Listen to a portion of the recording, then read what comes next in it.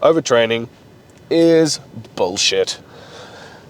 So, I get this question reasonably frequently about, the idea of this training every single day.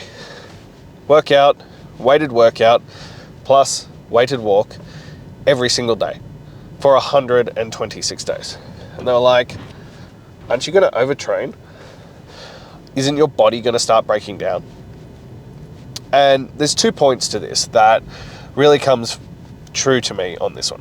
And the first one is, and we'll come back to the overtraining later, the first one is that this is bigger than the physical component. Yes, it is a lot about working out. Yes, my background is in fitness, in exercise, in being a transformation coach, in all those kinds of things. That is what I've spent, since I was 17 years old, so 15 plus years doing. But it's the tool to the things that we are looking to achieve. It's not the main point. These disciplines that we are instilling are the vehicles to your human potential. And that's what we're focusing on. That's what we're working on more than just the exercise. Yes, you're going to come out in the best physical shape of your life. Yes, you're going to be stronger, fitter, healthier, all that kind of stuff. Depending on where you're at. You could come out with a six-pack.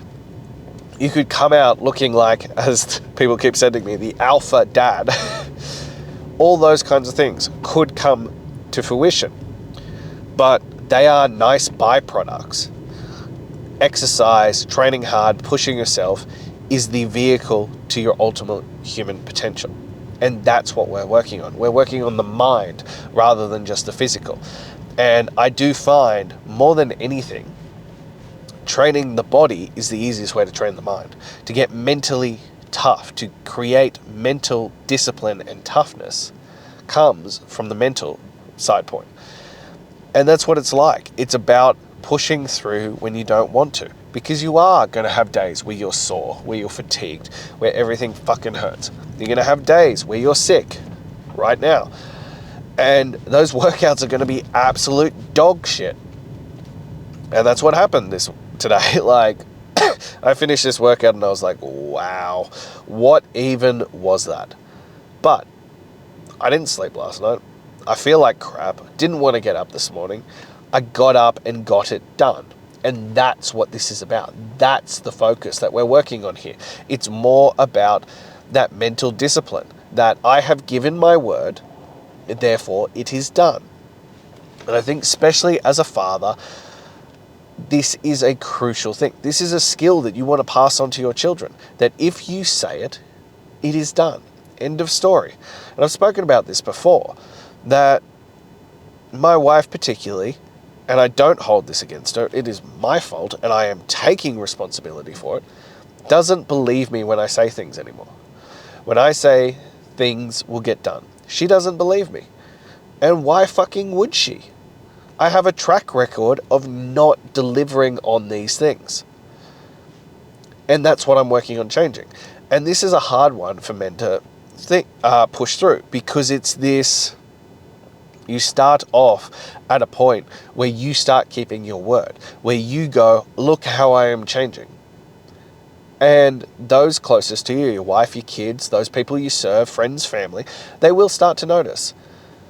But you can't just erase all this history of you not keeping your word with a few weeks of doing it. It takes longer than that. It takes more time. It takes more effort. It takes consistency.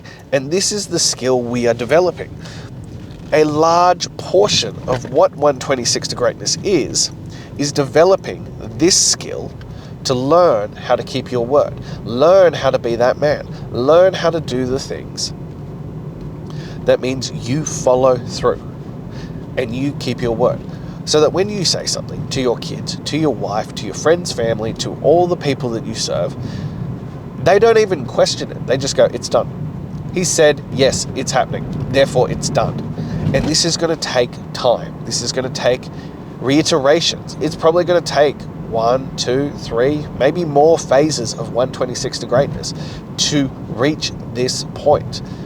Because you have to reestablish that that is the man that you are. You have to reestablish that you are a man whose word is gold, that that is your bond. And as I said, I haven't been that man. I have made promises to my wife that I have not kept. And I am deeply, deeply fucking ashamed of that. And I'm making promises to my daughter, to my son, that I need to keep. And they are long-term promises and things that will take time and effort and consistency to achieve. But I need to become that man so that they believe me, that I can follow through on this. And this is what 126 to greatness is teaching you. It is teaching you the skills, the habits, and the mental fortitude to be that man. It is the vehicle to your ultimate human potential. I keep reiterating this for a reason. It is, as I said, it has many other benefits, but it is about becoming this man. That it doesn't matter what is thrown in your way, what obstacles are put up, what niceties, what dopamine chase and what instant gratification, what challenges, what obstacles are put in your way. If you said it's getting done, it is getting done. And that's why we go 126 days without breaks, no days off, consistency over everything.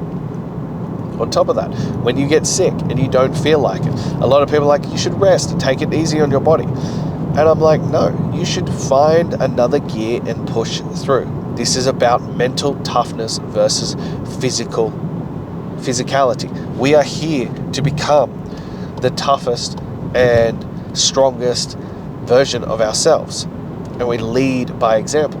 Because most people's level of adversity is so low that a little sniffle, a little bit of a cold, and they're like, oh, I'm done. I need to rest for a week or two.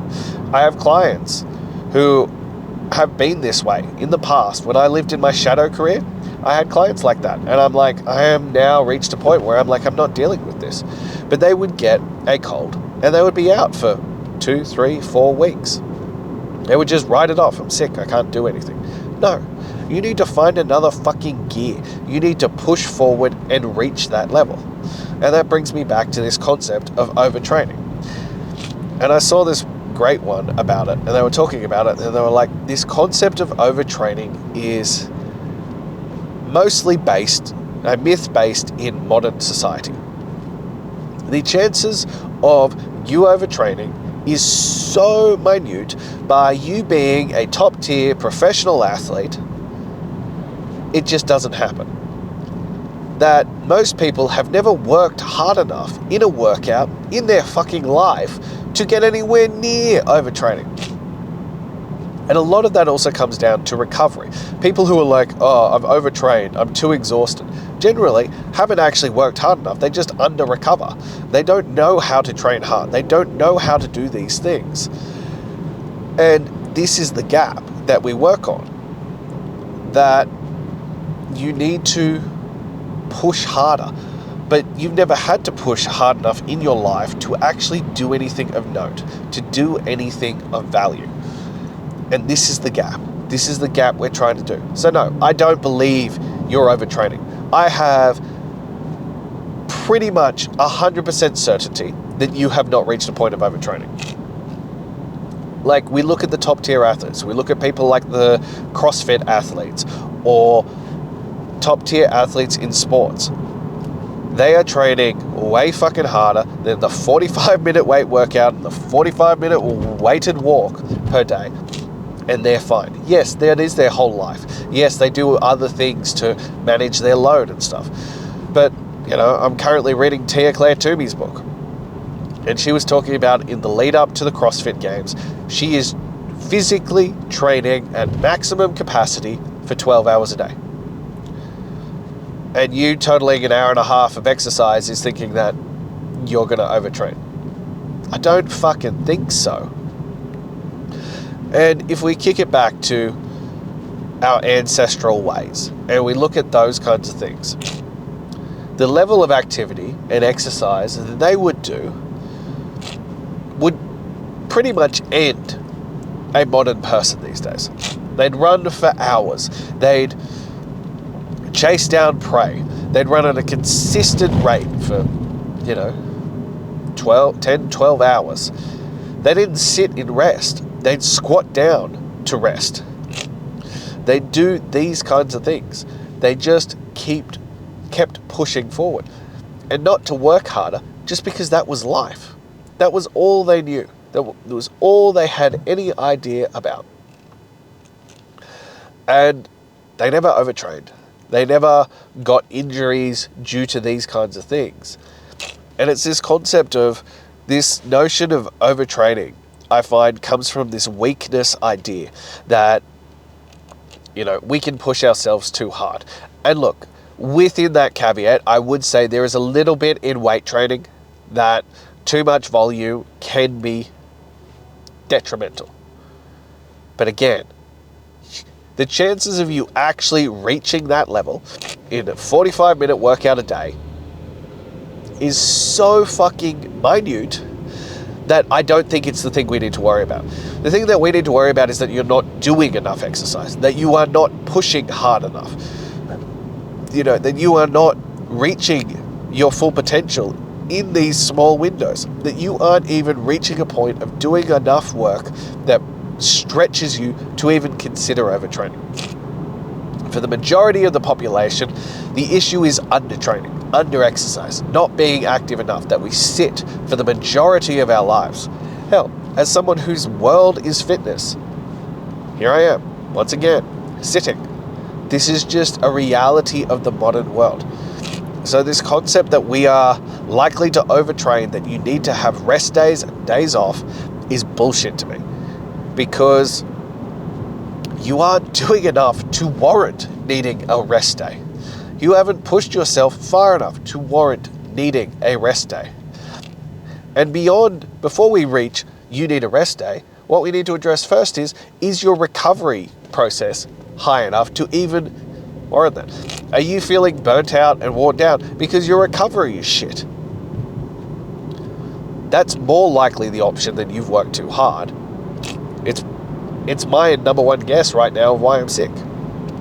Because I don't get enough sleep. Because of where my son is in his life and what's been going on with my world, I haven't been getting enough sleep. And that's on me. That's something I need to address. That is something I need to fix. But it doesn't mean I give up doing the work. No. I continue to do it within the capacity that I have. As I said, today's workout was fucking dog shit. It was awful. Felt like a lost fucking puppy out there. But it got done. And that's the mental fortitude that counts. I stacked big credit with myself today for doing it because I didn't want to. I didn't want to get out of bed. I didn't want to get up. I tossed and turned all night. I sweated like a fucking pig. It was fucking rubbish. But I got up this morning. I went to work. I did the work. I did what was required. I showed up no matter how I fucking felt about it. And I'm getting tested at the moment. And this is what we keep talking about. The world is going to test you. It is going to throw things at you. And you have to be ready for it. You have to have built enough credit, enough mental fortitude to be able to show up and handle it. But, I'm sick right now. We have to move this weekend. We have to move into a situation that is not ideal due to the circumstances of they were selling our house and we reached the end of our lease. We have to take on a house that we don't like, in a price bracket that we don't like, and we have to get it all done between Friday and Saturday with 2 kids, a 3 and a 2-year-old. Life is stressful. I've still got to get out. I've still got to get my work done. I still have to go to work. I still have to show up as the best version of myself. This is what I have been training for. And then on top of that, I'm now sick. Talk about testing my mental fortitude, testing my character, testing if I'm willing to walk the walk when the chips are down. This is the moment. Because these would be the days where it'd be really, really fucking easy to just be like, don't really feel like it today. Don't feel like I'm up for it. I'll just take the rest of the week off. Fuck no. This is the time when I have to double down. This is the moment where I have to find that extra gear and go all in. And I get to show the character that I have been working on, the character that I have been building, gets to show off now. And I get to find out if all the work that I have been doing has been reaching this point, has brought me to this moment. I get to discover if it was all worth it. This is what it's about. Because we are people who actively choose to get uncomfortable. We choose to do the hard things. We choose to push through. When many people would have stopped, we're like, no, let's give it more. One more rep, one more set, one more attempt, one more try, one more day of showing up. This is how you chase greatness. This is how you separate yourself from others. This is how you become the best father, husband, and man you can physically be. And it's going to take cutting away the bullshit, cutting away all the stuff that doesn't serve you. It's going to take doing things that people think are fucking crazy. And you just smile and nod and continue on and own the fact that you are separating yourself from the pack. You are separating yourself from the rest, and you are showing up as the best version of yourself. This is how we get better. This is how we chase greatness. So, that's all I have for you today. And as always, standard platitudes. If you found this inspiring, if you found a nugget of wisdom, if you found that this made a difference in your life, please like, comment, share. If you know a father who could benefit from this message, who could use this kind of message, please send it to them. Help me spread the word. I am trying to create a movement of fathers who are ready to take on the responsibility, who are ready to become the best versions of themselves and lead by example. So please help me spread that word. Now, if you're ready to take the next step, please click the link in my bio and join the Daily Greatness Mail, where you will get daily tips, tricks, all those kinds of things, examples on how to become the best version of yourself, the things you need to do to become the greatest father, husband, and man you can be. Lastly, if you are ready to go all fucking in, if you are ready to burn the boats and do what has to be done to become the best version of yourself, to cut away, to burn away, to be reborn through the fire as the greatest father, husband, and man you can be, then shoot me a message and let's see what you have. Until then.